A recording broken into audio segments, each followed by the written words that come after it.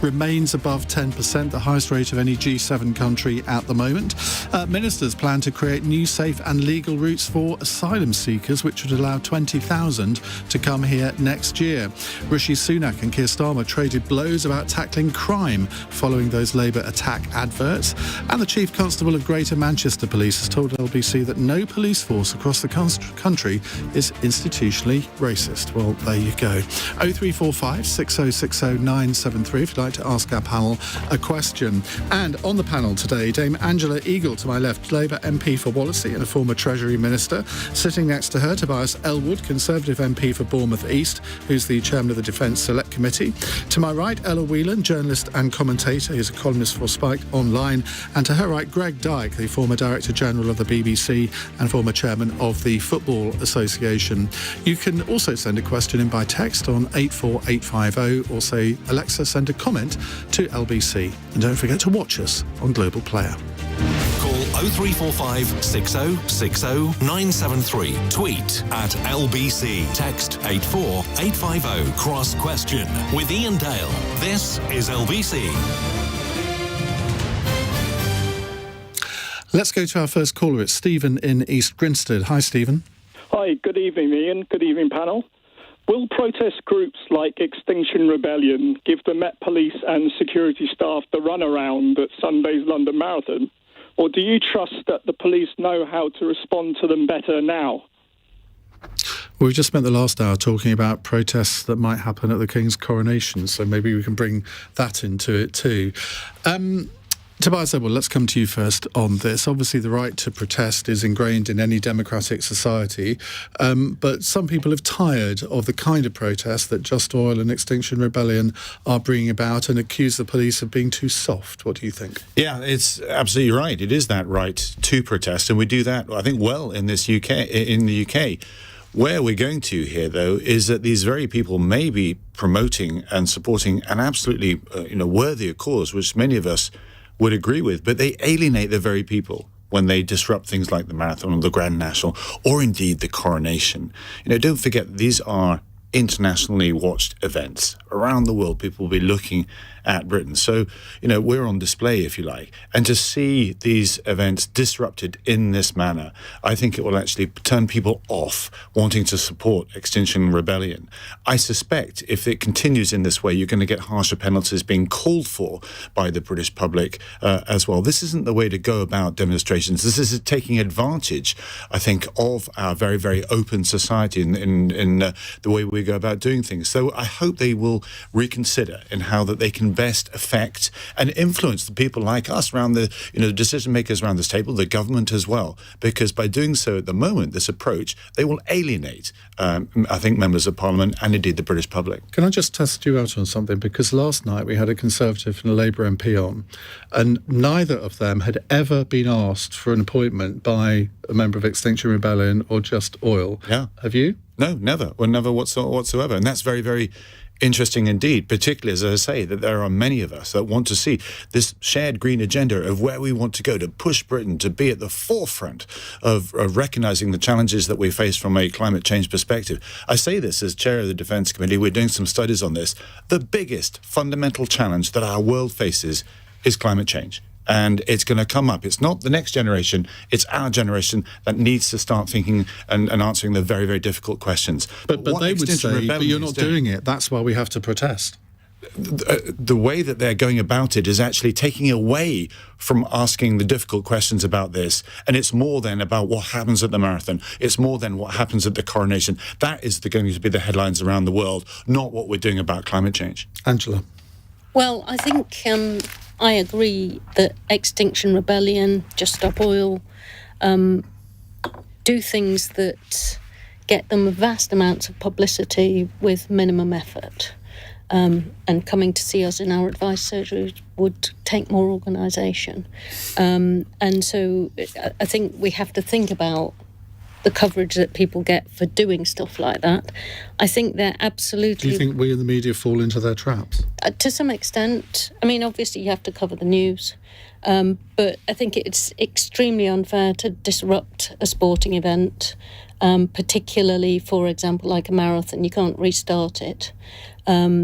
and it's particularly unfair to do that with global events. However, I have total sympathy with the cause that they're talking about. We are entering a stage now with climate change where if we don't make very, very, very rapid change very, very quickly, we are going to get well beyond the increases in temperatures that make life livable on the earth. And that I can't think of anything that's more important than that.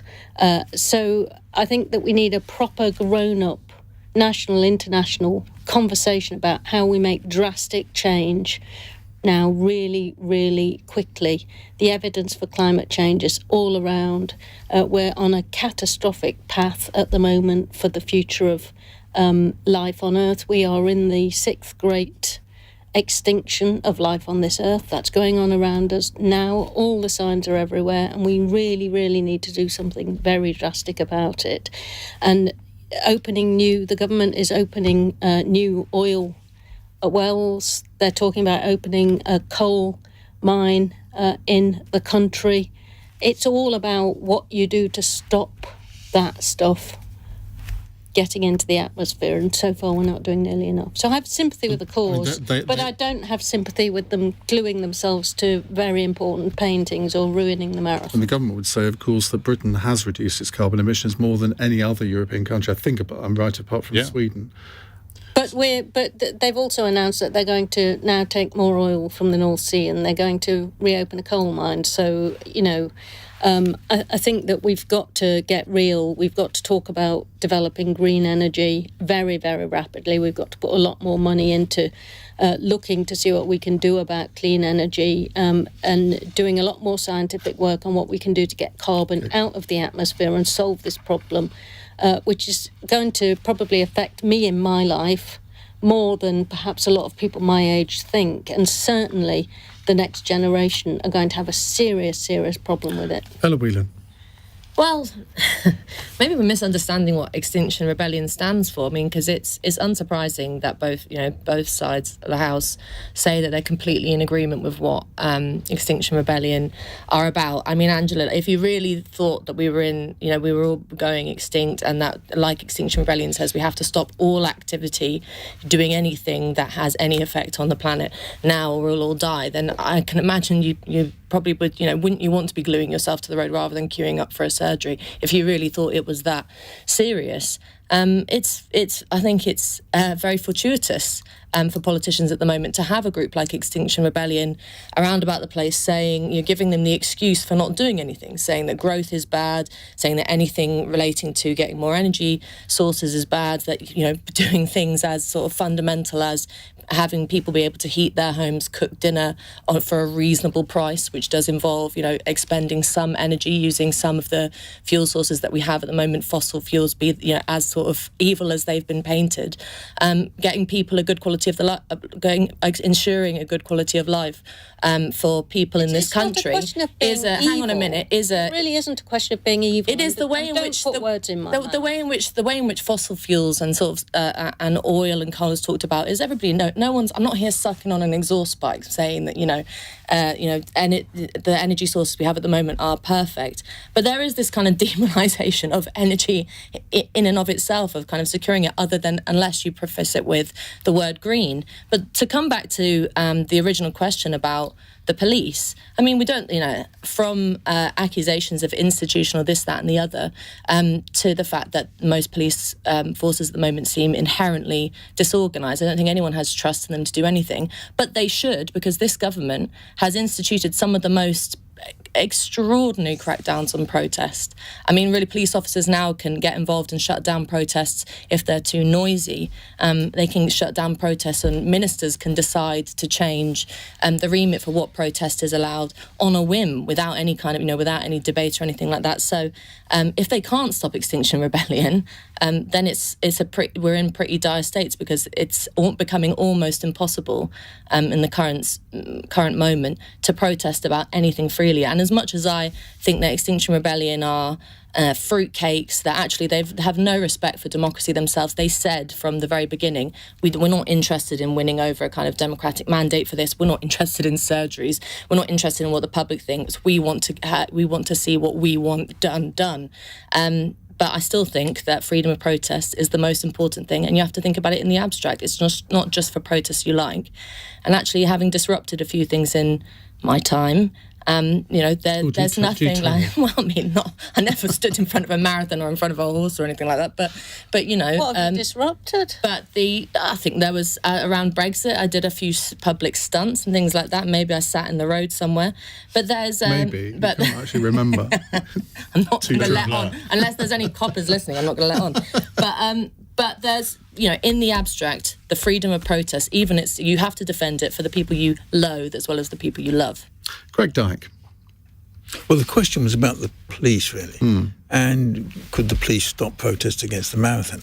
I would think that's very difficult. I mean, you're running for 26 miles. How do you haven't got enough policemen in London to cover the whole thing, 26 miles. And I say that as someone who is, I would basically believe there's a need to reform the whole of the police structure of the police in this country, and has been for a long time. And that they're pretty good at survival, actually, the existing structures. And the last Labour government thought about it and backed off in the end. But I do think it's one of the only public services that Margaret Thatcher stayed away from as well. Yeah. No, but if you're taking out and it would be a great shame if it disrupted the marathon, because most of the people running there are running to raise vast sums of money for charity, and it would be terrible if it was disrupted.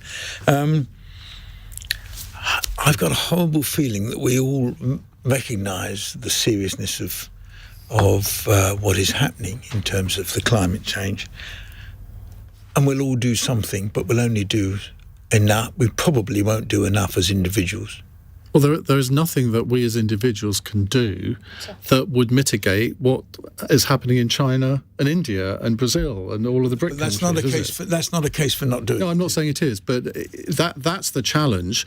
And this is what I don't understand about why they don't come and lobby politicians like Tobias and Angela, because in the end, nothing's going to get done unless politicians from each country sit around a table and agree it. And they do it at these COP summits, and they come to sort of worthy agreements, but which don't quite go far enough, because the main countries that are the main polluters of the world don't actually either sit around the table, or if they do, they don't really do much in response. I think you touched on something that is so important. I mean, firstly, the bit about the transition, absolutely we want to go there, but the idea that you just switch off using, the current fossil fuels will cause absolute chaos in this country, and then lead to far more pandemonium that we'd get. The kind of net zero promises that your government has made will mean ridiculous and catastrophic change for people's individual lives. Quite rightly, let's debate those, and then let's advance them far faster. But the idea that you're saying... I've never had the chance to debate them. If I can finish. It's a complete Extinction given Rebellion within wants us to politics. stop this straight away today, and as we're seeing with energy prices and so forth, it would cause absolute pandemonium to the British economy and our ability to build a function. But the bigger picture I wanted to come back to on Iain, that you touched on, which I think is so important, is Britain's international communing power, which we've lost sight of, as us as a leader in the world, being able to rally other nations to our cause. We've lost sight of that capability. It's something that we've been strong on over decades, arguably centuries as well. And in the last 5 or 6 years, we've taken a back seat on the international stage, starting to regroup. COP26 was a great example of that. But that's where we should be lobbied. That's where we should be rallied. And then we can together, supported by the United States and others, have a tackle at China and India and other countries who are those huge polluters. Anthony has sent in a text saying, Mr. Dale, do you not listen to LBC radio? I'm sure that Extinction Rebellion were interviewed earlier, not on my programme they weren't, and a spokesperson said they'd been talking to the London Marathon organisers for a year plus and had no intention of disrupting this year's event. Tobias Ellwood's predictable comments is a cheap shot from Angela Eagle. Well, there you go. We'll move on to something else in just a moment. You're listening to LBC's Cross Question. It's 8:15. LBC.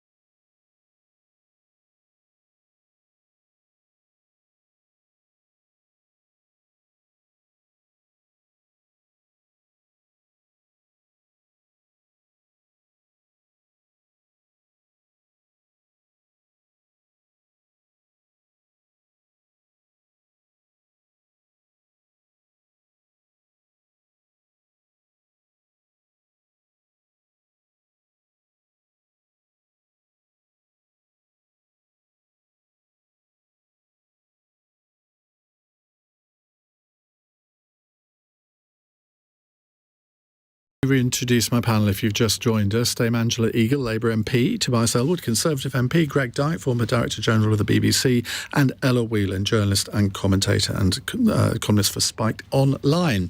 Our next question comes from Paul in Deal via a text. He says, for the second month running, the economic experts who had predicted what the inflation figure would be were way off. Are they really worth listening to anymore?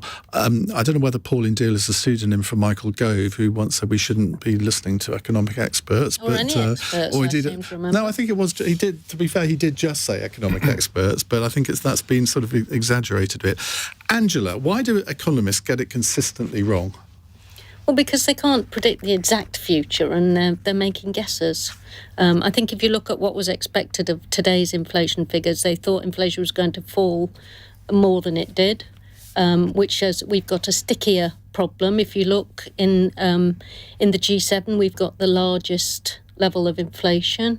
And if you actually look behind the figures, the most worrying bit, if anything, is that the food inflation is now 19%. And I think it's about time that the government started looking at the what's known as price gouging, if you're an economist, but is actually profiteering, price profiteering in a position where inflation is going up. Why is food inflation that high? It's much higher than in other countries. I think Brexit might have had something to do with it. I think there's worker shortages, supply problems. But is there also profiteering going on as well? And I don't think the government's paying enough attention to what's actually going on with this. We know inflation will drop considerably next month because the energy price rises will fall out. That's a mathematical certainty. But beyond that, I don't think we can say a lot. How much is the Governor of the Bank of England responsible for this? Because their remit is for inflation to be 2%, and he has to explain why it isn't. Yes. I mean, Andrew Bailey does seem to have a pretty hapless record so far. Well, I think the Bank of England would say that they are increasing interest rates, which is increasing costs for everybody and putting a huge squeeze on our economy, which grew by 0.0%, I think the last look was, in order to try and squeeze inflation out. And there will be some effect on that. But I think that when you look at it, we're in a worse position. We've got a high inflation, low growth economy. Growth has slowed in a secular way down to about 1% a year instead of the 2% that we used to get when we were last in government. And I think that we've got to look at the last bit. I think we've got to look at some economic issues about how we retool our economy. I think we've got to look at how we deal with, for example, the extra price of gas that we're particularly prone to in this country because we didn't do the insulation of homes and we didn't do the onshore wind farms and all of those things that we could have done. So I think there's been a series of policy mistakes. There's a very esoteric issue on the Bank of England, which the Treasury Select Committee is looking at the moment, which is it anything to do with quantitative easing? And there are various theories about that, which I won't go into at the moment.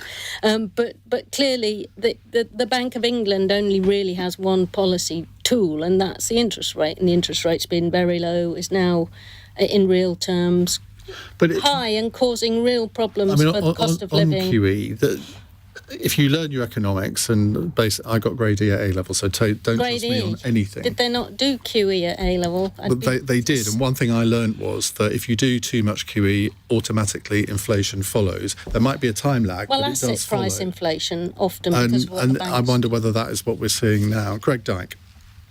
Well, I think the interesting thing about today's figures is not that they're not what they thought they would be, but it's the size in which they are. If you were a doctor today or a nurse or all these people who are protesting about how much their wages have actually fallen over a number of years, you'd say, yeah, look, we told you so. It's still 10%.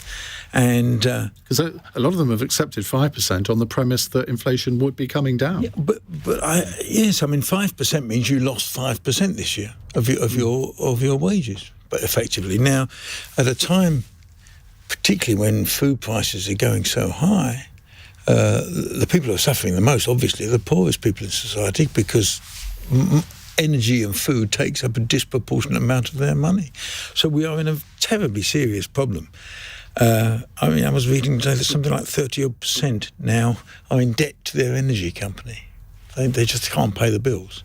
And I think a lot of people are just going to say, I'm not paying this, I can't do it, how do I pay?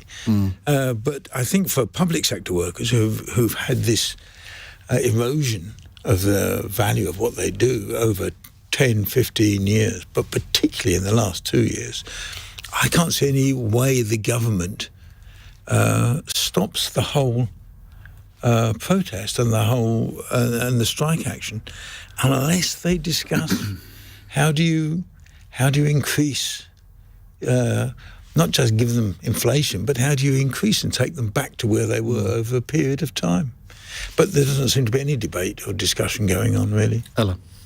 Well, I mean, the thing about announcements about inflation is that actually it's a bit like reading tea leaves at the moment. It's, and about as accurate and about as useful, because everybody wants to talk about inflation and tinkering with this or that, whether it's a government's obsession with tax, or, basically just sort of moving little bits of the chessboard here or there, and no one wants to talk about the bigger causes, which would involve big ideas. So, for example, I mean, like you said, Ian, pumping money in without anything really going on, which is what happened for years during the pandemic, is obviously going to have had an effect. It has had an effect. We've seen the lag, and here it is. And yet the consequences of lockdowns for not just for social life but also for economic life is something that politicians just have complete amnesia about at the moment. It's just not talked about anymore. I know we're all sick of COVID, but in terms of looking at how and why, at least in part, we got to the current crisis that we're in at the moment, cost of living crisis, that seems to me like a pretty big thing that we should be But other addressing. countries went through the pandemic as well and locked down just as we did, and yet our inflation seems to be higher than theirs. Which is why the more important thing, that I think talking about lockdowns is important, but more important is the grand ill health of the British economy, which goes back years and decades. And not to kind of sound like a broken record, but the conversation that we just had previously about a kind of, a narrative, a politics that is shaped by a narrative of obsession with green and environmentalism, the kind of motto of the day being do less rather than do more. And this government nor the Labour Party have any grand plans for anything in the realm of the G word, growth, that Liz Truss has sort of sullied forever, but taking seriously the idea of actually bettering people's living standards by creating more jobs, doing something big and exciting with the economy. I'm not an economist, can't tell you what the plan is, but something it isn't untrue. There is nothing. There is we've had a rolling series of crises. If you look at how people, the average working class person's life in this country has either not changed in the last 20 years or gotten markedly worse. And that is because you've had a British economy that is not just sluggish but constantly failing, and politicians with all rosettes only talking about tinkering around the edges. There has been no kind of vision, no big idea in relation to the economy. And the reason why I mentioned Liz Truss was, as terrible as her announcement and her plans were, at least she got the label right. I mean, at least the word growth inspired some. She was a catastrophe, and she cost 60 billion with her mini budget. She didn't actually. That figure has been disproved. But there was also, let's come into it. There was a big idea. It was called Brexit. And Brexit has somehow disappeared. With the pandemic, it got muddled up, and no one knows. We don't know the impact of Brexit on inflation. We do know that the government prices and the rest of it. And actually, those of us who were vehemently against Brexit, we do. I think now know that we're being proved to be right. But very few politicians. One at a time. We know some of the costs. I think it's the LSE have just done a report that Brexit added $6 billion to food bills because of the extra costs there. There's worker shortages because lots of fruit rotting in the fields. We've got Brexit supply problems getting over the border. Our trade has collapsed by 15%. The Office for Budget Responsibility have said that Brexit is costing us 4% of GDP, which is double the amount that the COVID pandemic cost. So there's increasing evidence about the costs of Brexit that'll have to be addressed by future governments. Hang on a second, Tobias. We haven't heard from Tobias yet. Well, thank you.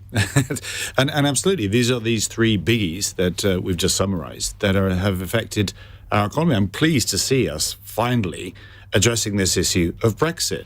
Most people don't know that the Trading Cooperation Agreement, to give it its full name, comes up for a formal review in about 18 months' time. We have to decide whether what we've got, this Brexit deal, is worth continuing in its current form, or do we dare to finesse it, to tweak it, to change it?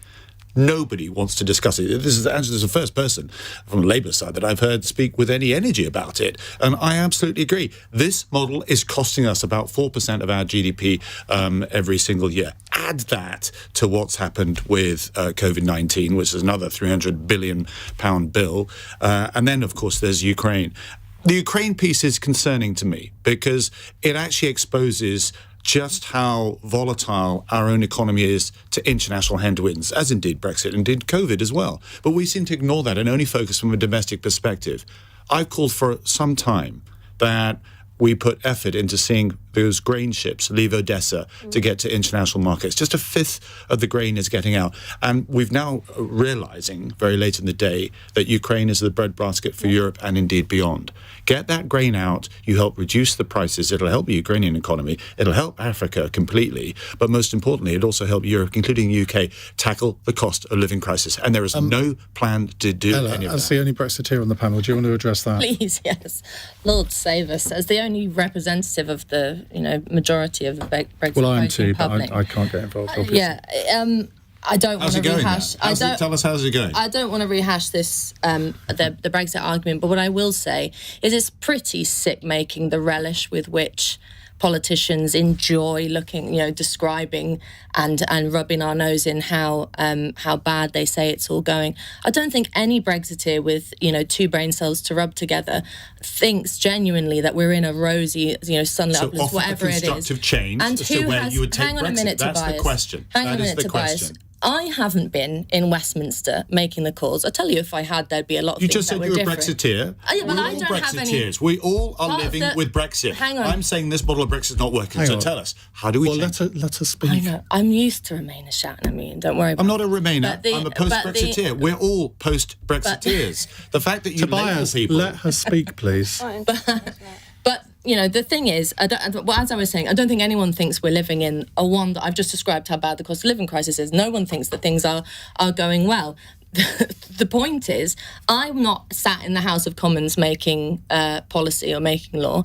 Part of the Brexit vote, the excitement of it was giving more democracy to ordinary people, to your average Joe and Jane. And unfortunately, what this government has done, and with no help from the opposition coming from the sidelines, is make a complete hames of it, has make a total mess of any kind of potential that we could have had. That was all- by spending, hang on a minute, by spending, I know you can laugh But at, it was hang on, always going laugh to at be how, the Brexiteers' hang on a argument. When it second. didn't work, well, it could have worked if you'd done If it you'd have done properly. that. So what would you do differently? The scorn in this room is unbelievable. No, and actually, to be conversation. serious for a second, I'm just curious. To be serious for a You're second. not very curious because you won't let us speak. The things that could have been differently is that you could have had politicians take seriously the exciting prospect of voting citizens wanting to be more involved in politics, looking at big things like sovereignty, big things like democracy, talking about how we could change British politics for the better. That take back control slogan might have been slandered as some kind of ridiculous Nigel Farage side of the bus, whatever it is. And you can go down that route if you want. Or actually, if you cared about, as you seem to opine like you do, about the average, person who, you say, oh, it's so bad, they're going to food banks, oh, it's so terrible, everyone's a hard time. If you actually cared about their political prospects and the future of their political lives, you would have taken seriously the challenge that Brexit set the British political class. Unfortunately, it has been squandered, and I'm miserable about that. But what I will not accept is that it's somehow our fault, that it's the fault of voters in Bolton or in Tottenham. Nobody has said that. For you to sit here, hang on a minute. Nobody has said that. You are putting words into people's mouths and then saying that they're our views and they are not. This is ridiculous. For you to sit here and scoff and say, I'm not scoffing. I want to know what you do better. I'm still asking this, but Ian's going to tell me to shut up again. I want to know what will change. I'm going to tell you all to shut up because we have to go to the news. Right. It's 8:33 news headlines with Daryl Jackson. The Scottish National Party's treasurer is stepping back from his role until a police investigation into the SNP's finances ends. Colin Beattie was arrested before being released without charge, pending further investigation. The Prime Minister says restoring power sharing in Northern Ireland is the right thing to do. Rishi Sunak's been speaking at a dinner alongside those who wrote the Good Friday Agreement to mark 25 years since the peace deal. And about 1,400 security officers at Heathrow Airport are going on strike again for 8 days next month. There's disruption and delays expected to passengers arriving for the King's coronation.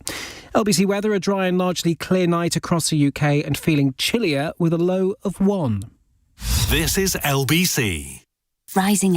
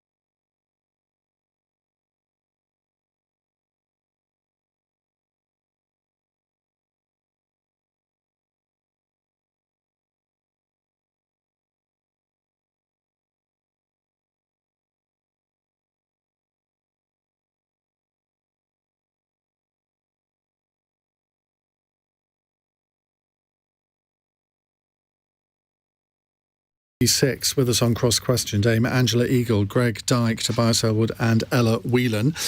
Let's move on to a text question from Amber in Southwark, who says, how damaging is the voting system's lawsuit against Fox News for Rupert Murdoch? Well, in case you haven't kept up with this, Fox News have agreed to pay Dominion Voting Systems the equivalent of £634 million over how it reported on the 2020 US presidential election, including repeating Donald Trump's lies that company stole it from him. And it's a huge amount of money for any media organisation to pay out, no matter how powerful they are. Greg Dyke, let's come to you first. I don't think it's about the money. I mean, Fox News makes a vast amount of money. I think the real issue is that it's been paid so that Rupert Murdoch and other executives and presenters at Fox News don't have to go into court and be exposed to what has already come out from the papers set out before the court, and that is that they quite blatantly lied, that they quite blatantly joined the campaign to say that the election had been stolen from Trump, when none of them believed it, and their own journalism didn't believe it. And they did it, if you read what Rupert Murdoch said, they did it not because they were blue or red, not because of the politics, but because they were green, in other words, dollars. and they were scared they were going to lose their audience to more extreme right-wing broadcasters. So they decided that they would... Because if you remember on the night of that election, Fox News behaved, I thought, pretty honourably and came out with the other broadcasters and wouldn't broadcast Trump's statements. Yep. They completely changed that position afterwards, and there's another company that makes voting machines that's also suing them for a much bigger figure, and I suspect they'll have to settle that because it's quite clear they don't want Rupert Murdoch or others to have to end up in court. But it's pretty cynical stuff. It shows they're quite happy to lie as long as it's in the interest of keeping their viewers. This is a real problem because there is already this narrative out there that we're all at it, that everyone in the media, if you're in political broadcast or political print media, we do what our masters tell us to do. Now, I can sit here honestly and say in 13 years, no one's ever told me what to say or even tried to influence what I should say. But I might as well talk till I'm blue in the face because there will be people who say, but look at Fox News, journalists on there, they did what Murdoch told them to say, so you must do what your boss tells you to say. Well, when I was running the BBC, the idea that I could have phoned up the newsroom and told them what to put out was a joke. I mean, the first thing, it would be leaked everywhere, and the second thing, they wouldn't put it out, and quite rightly. But do you understand that for a lot of people out there, this is going to feed into this insidious narrative, isn't it? Well, particularly in America. Yeah. Where the belief in that by and large the major networks are all liberal. I mean, it's a joke from the British perspective, but that they're all liberal. And to be fair, they kind of are, apart from Fox and one or two fringe ones. So. Well, I don't know. I remember being in America at the time of the Iraq War, and if ever I've seen a bunch of from ABC, CBS, NBC, CNN, they all picked up the flag and went to war. They all just went headlong. And actually, the reason the BBC did so well in America at that time was it balanced it. It tried to balance it. It seems to me, but I mean, Fox News has never attempted balance, but this is an extreme version of that. It basically says, although we don't believe it, we're going to say this is happening because it's in the interests of getting more viewers so that we get more money. The interesting thing, Whelan, is that not that they sued Fox News, but they didn't sue Donald Trump, who was the instigator of all of this. Yeah, well, I think your point that there is this feeling that that everybody is at it in the media is all pervasive. It's also kind of true in America to a certain extent. I was listening to an interview with someone from the Washington Post this morning who himself said, he said, actually, most of them are liberal, you know, and there is a problem with Fox News. Obviously have got their issues in terms of proper journalism, and they're well known for that, and trying to step carefully so that I don't get sued.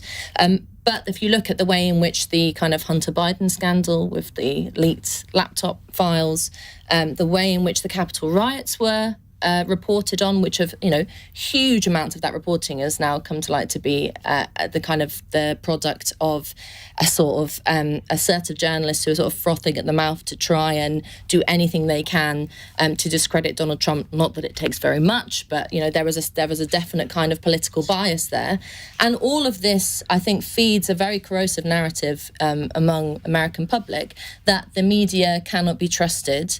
Particularly that plays into Trump's hands because that's a narrative, that's a kind of line that he has used time and time again.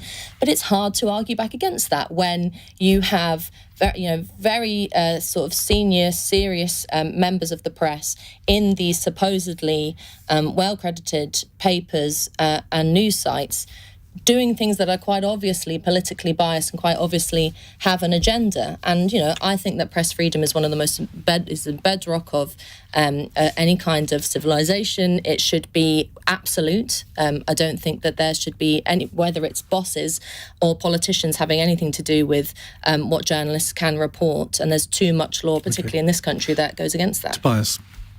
Yeah, I mean, we've just had a robust debate where there was disagreement, and now I find myself in complete agreement. And that is very healthy politics and discussion in the media. Not so in the United States. I'm very concerned about where US is going as the lead nation from a Western perspective. It's now used as an exemplar by President Xi and indeed Putin to say that's why we don't do democracy, because it's become so polarized, so sensationalist and so divisive, you are almost obliged to choose one channel and live in an echo chamber, not hear the other points of views. And I am concerned a little bit that we could start to head down that way, that you only can end up getting promotion, indeed, in Parliament, if you actually support your party, if it stoops low, for example. I hope we can avoid going down that path, indeed. We need to remember that in the freedom of the press, there is a sense of responsibility and duty to make sure that you hear all sides of the argument, and they are aired absolutely fairly. Otherwise, particularly with social media as well, you take yourself into a very, very dangerous place. Angela? I think that this is about ensuring that those that purport to be those that are giving us our news tell the truth. And the issue here is that Fox News knew that the conspiracy theories about Dominion voting systems were rubbish, but they ran with them because they didn't want to lose the people that were watching, who were believing what Trump said. And so what they then did was reinforce something that they knew was a lie, that was a dangerous lie that could have led to political unrest, that did lead to the 6th of January riot that nearly upended the US Constitution. I wonder how many of the people that indulged in this at Fox News have still got their jobs. I suspect all of them. Exactly. And the thing is that what we need to do is deal with the conspiracism that has come with the rise of social media, which allows people to propagate, and sometimes hostile state actors, to propagate vile, untrue propaganda that isn't truth. There can be no democracy if we lose sight of what's true and what's false. And our news media, they can have their biases, they can have all of that, but we have to trust in truth or democracy will not survive. Daniel in Chesterfield has texted this. The chairman sorting out loans for Boris, Gary Lineker fiasco, licence fee woes, sackings across the news division. Is the BBC in its dying days, Greg Dyke? I don't think it's in dying days. I don't think it's in a healthy state at the moment. I think this is what happens when you have a government, a particular, a one-sided government attacking it, as they have been attacking it for a long period of time, and particularly financially attacking it. But the BBC it's one of its greatest assets is survival.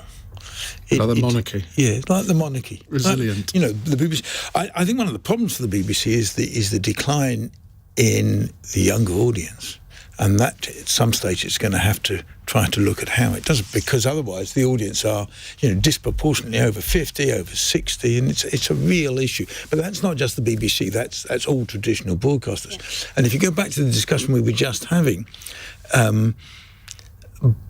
we've always required broadcasters to balance, to have impartiality. If you've got a generation who aren't even listening to or watching those broadcasters, you've got a problem. Yeah. In democracy terms. Anyone else? Well, I'm just going to add about the BBC because, again, from the international security perspective, the work that the BBC and indeed others do in providing a sense of, I think, of truth, of speaking,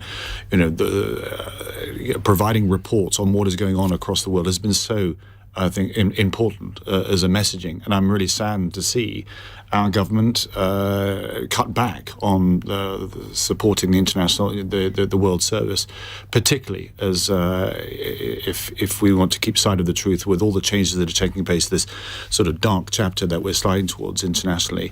The work of the BBC has been absolutely paramount. I'm sorry to see that slip. And for example, the populists, of which Trump was certainly one, and there are many others still in power, can use the capacity of social media and deep fakes and all of the things that are coming along the line to hide truth to such an extent that it's going to be very difficult soon, if we don't do something about it as democracies, to ensure that people can distinguish between facts and fiction. And without that, you don't have any basis for any kind of discussion or decision making.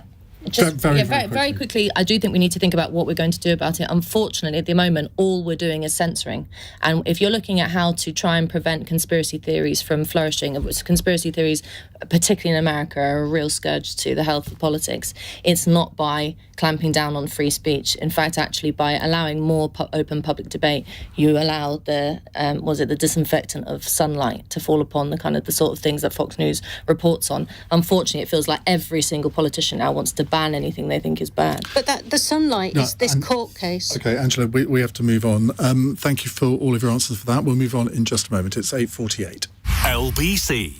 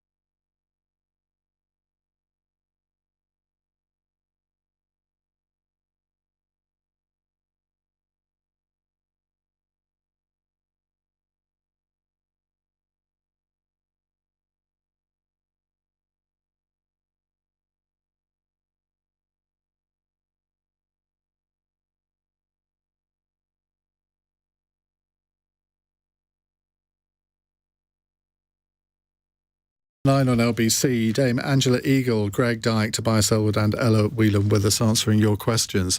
Right, a caller, John in Brighton. John, what would you like to ask? Hello, panel. Yeah. Hello. Following the comments by the Greater Manchester Police Chief Constable on LBC this morning, when is the witch hunt against the police going to end? Now, Stephen Watson insisted to Nick Ferrari that no police force across the country is institutionally racist, despite Baroness Louise Casey's recent report into the Met concluding that it is. Angela. Well, I mean, clearly there are significant problems in the police around these areas, whether it's racism, whether it's other biases. Louise Casey's report mentioned homophobia. If you look at how the Met Police dealt with the Stephen Port case, it also mentioned misogyny. We've seen what happened with the terrible aftermath of the Sarah Everard murder. There are clearly very, very bad people that have been allowed to not only enter but flourish in the police. And so it's really, really important that the police forces sort themselves out, and if they don't, the government takes much greater responsibility to do so, because in the UK, policing is by consent, and that means that as a public we consent to the police having that force over us, but we expect them to treat everybody fairly. And so it's really, really important that we acknowledge that there are structural, institutional problems. I don't have a problem with labelling one way or the other. I want it sorted out. Do you believe that Merseyside Police, where you're based, is institutionally racist? Well, look, that's what I've just said. I want the Merseyside Police to deal with everybody they come across fairly and treat them equally, not because of the colour of their skin, not because of their gender.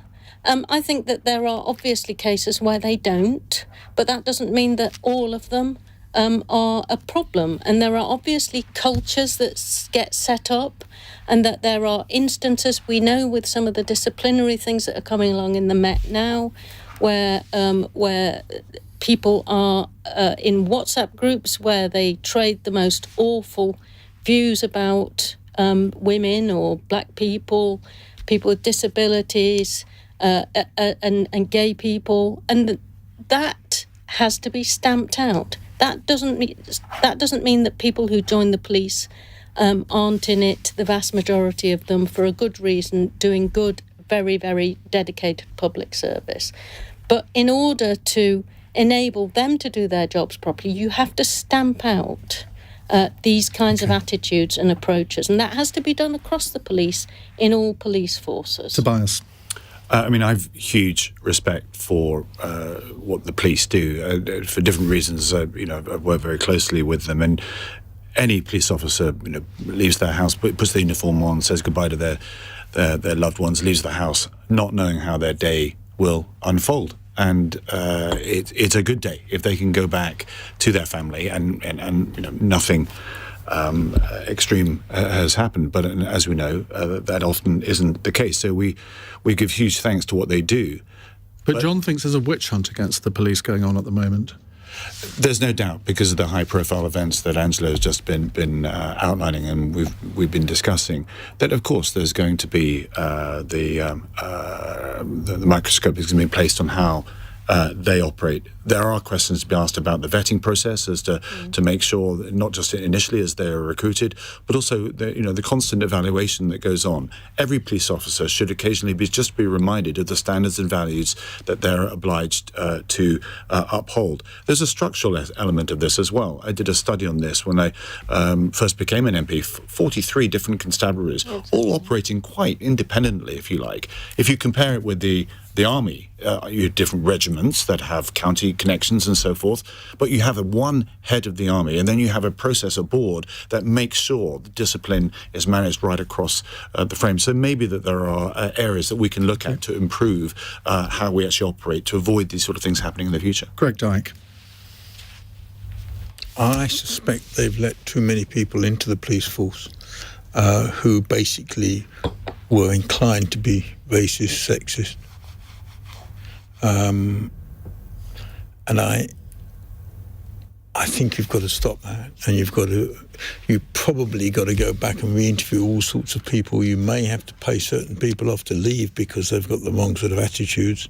I think you read all the recent events, and they are pretty scary. Having said all that, I suspect there are also some very good people in the police force who've done very well. I remember going along years ago when I was at the BBC, I invited John Stephen, who was then running the Met, to come along and talk to our management team, and then he invited me back to talk to his. Now, he was very clear about racism, about sexism, homophobia. He was very clear to his people, but his people were the senior people.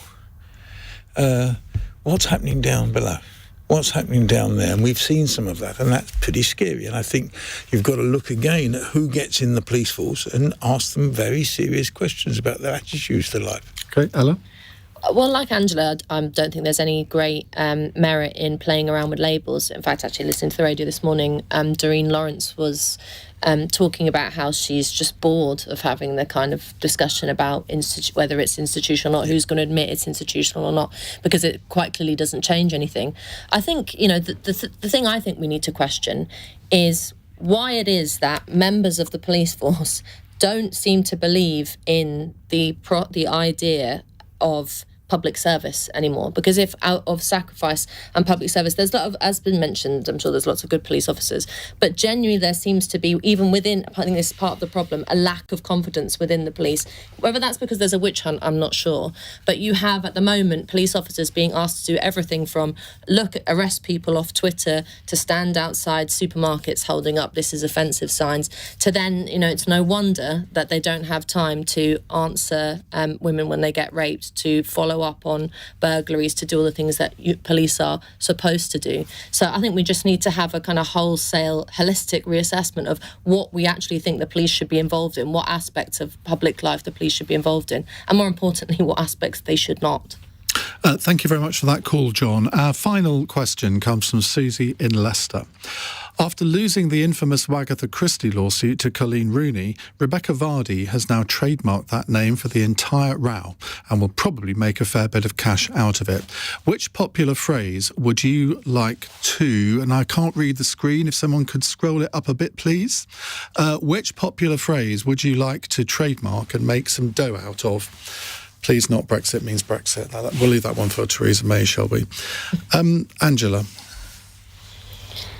I can't think of a popular phrase. You were going to ask. Yeah. You were going to ask when we've snatched victory from the jaws of defeat. Yeah, that seems to have been deleted off the original text. But I had decided that the victory that I snatched from the jaws of defeat happened on the chessboard, because I was a chess player. You're quite a good chess player. And there were many times when I was facing defeat and I managed to snatch victory. And the phrase I always used as I won was checkmate. I don't think you'll be allowed to trademark that one. Tobias? No, I'm going to go for the second question rather than the first one. I enjoyed that chess game that we played in against the House of Lords too. I was requested by my little boy, who's obsessed with Lego, to buy. So was I. And still are. 55 years ago. And to buy the Big Ben, to the Elizabeth Tower, as it's now called. And I didn't buy it when I was on a trip to the United States. I think that was where it was on sale then. It wasn't on sale here for some reason. So I went home and with my older son, we built a Elizabeth Tower out of paper mache, which was 3 foot high, and so. We managed to gain victory out of defeat because my younger son absolutely loved it, more so than the 9-inch little model. A slightly briefer answer from Ella, please. I have not a trademark, but a motto, and I hope we could make some dough out of it. That's free speech allowed. It's the motto of the Battle of Ideas Festival, which is taking place on the 28th and 29th of October this year. Get your tickets. OK, Greg? Well, I'm a big Brentford fan, and we're living through the best living a dream we've ever. Yes, living a dream. I mean, I remember going I was chairman for 6 years when we were. Timing is everything, Greg. I know. I was there at the wrong time. Except it's much better as a fan than it was as a chairman when you had to have a whip round to pay the wages that month. And there was always a pretty nasty stuff about Brentford, talking about it was only on a bus stop to Hounslow. But so I'm going to have up the bees as my... I'll take that. I don't think you'll be allowed that one either. I have no contribution to make to this question. Thank you all very much indeed for coming on the programme tonight. Tobias Ellwood, Dame Angela Eagle, Ella Whelan and Greg Dyke. Coming up in the next hour, we're going to talk about diabetes. Not because I personally am a type 2 diabetic, although I am. And tomorrow, I've got to have laser treatment on one of my eyes because of my diabetes. So I was very interested in this story today, which says that going on a radical soup and shake diet can permanently reverse type 2 diabetes. Newcastle University have been doing a study into this. Patients who stuck to an 800 calorie a day diet for 3 months, then kept off the weight, were free from symptoms 5 years later and no longer needed medication. Well, I'm seriously thinking about doing this. The trouble is, there's only about a couple of flavours of soup that I like, and I don't like shakes. But if it can reverse my diabetes, why wouldn't I? Are you thinking about it too? On your radio, on Global Player, and Play LBC. leading Britain's conversation, this is LBC. From Global's newsroom, the SNP's Treasurer Colin Beattie has quit his role as police investigate the party's finances. Mr Beattie was released by police yesterday after being arrested as part of the investigation. Anna Sarwar is leader of the Scottish Labour Party. It was absolutely right for Colin Beattie to resign, but he should have been sacked. And I think it demonstrates a lack of leadership.